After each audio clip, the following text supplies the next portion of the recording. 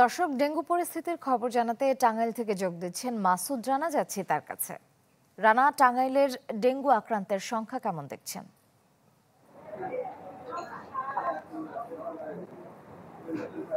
শ্রেয়া, টাঙ্গাইলের যে ডেঙ্গু সার্বিক পরিস্থিতি সেখানে কিছুটা অবনতি দেখা দিয়েছে।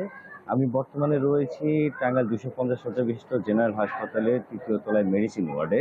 এই ওয়ার্ডে কিন্তু এখন পর্যন্ত 6 জন রোগী ভর্তি রয়েছেন এবং নারী ওয়ার্ডে একজন রোগী ভর্তি রয়েছেন, এবং আমার পাশেই যে মেডিকেল কলেজ হাসপাতালটি রয়েছে সেখানে কিন্তু 18 জন রোগী ভর্তি রয়েছেন। মোট 25 জন রোগী কিন্তু এই বর্তমানে ভর্তি রয়েছেন এই ডেঙ্গু পজিটিভ হয়ে।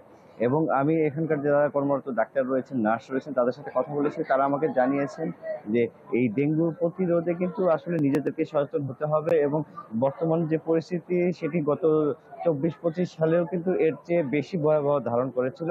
কিন্তু বর্তমানে গত বছরের তুলনায় কিছুটা কম থাকলেও কিন্তু ডেঙ্গুর যে ভয়াবহতা তা কিন্তু বৃদ্ধি পাচ্ছে। বর্তমানে কিন্তু অনেকটাই অবনতির দিকে এই ডেঙ্গু পরিস্থিতি। Japan Bangladesh joint venture company JBS holdings limited. বর্তমানে এই টাঙ্গাইল মেডিকেল কলেজ হাসপাতাল এবং 250 শয্যা বিশিষ্ট হাসপাতালে প্রায় 25 জন ডেঙ্গু রোগী ভর্তি রয়েছেন, এবং এই বছরে টোটাল প্রায় 5 শতাধিক ডেঙ্গু রোগী কিন্তু আক্রান্ত হয়েছেন। এর অধিকাংশই কিন্তু তারা সুস্থ হয়ে বাড়ি ফিরেছেন।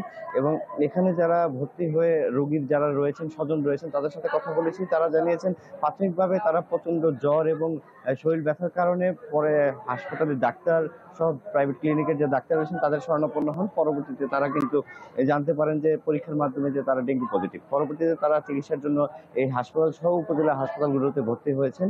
এবং এখানকার সবচেয়ে বেশি গুরুত্বপূর্ণ বিষয় হলো যে স্বাস্থ্য সচেতনতা।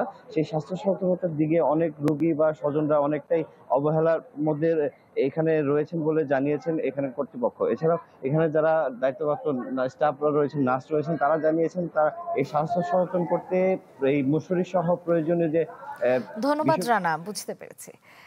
দর্শক, ডেঙ্গু পরিস্থিতির খবর জানতে সরাসরি যুক্ত ছিলাম টাঙ্গাইলে।